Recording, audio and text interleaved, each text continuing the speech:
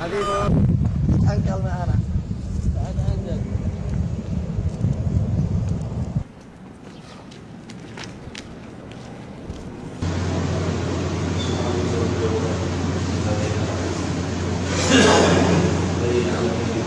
هذه مكاتب الإدارة الفنية وخزنة البنك المركزي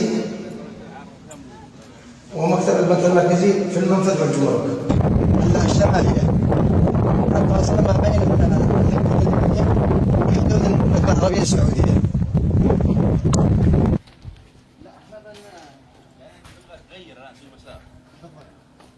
نمشي احنا وهذا مسلم إعادة الأعمار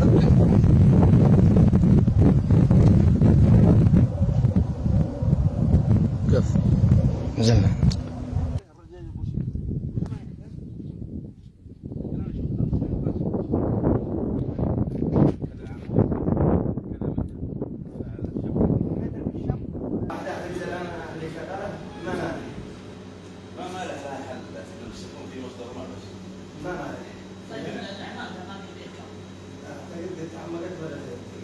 ترون في هذا المعرض البسيط بعض الصور الدمار والتي كانت قد بدأت الإنشاءات وإعادة الإعمار فيها، بينما كانت في الحقيقة أسوأ من هذه التي ترونها على الصور.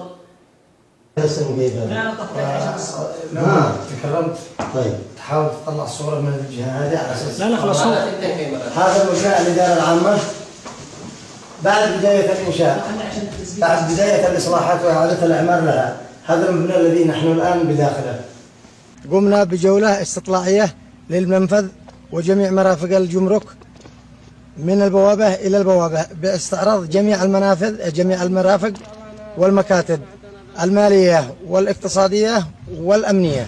نشكر قيادة التحالف وعلى رأسها خادم الحرمين الشريفين وحكومة المملكة العربية السعودية على كل ما يقدموه من أجل الشعب اليمني الصابر والمغلوب على أمره وإعادة الأمل إلى كل يمني.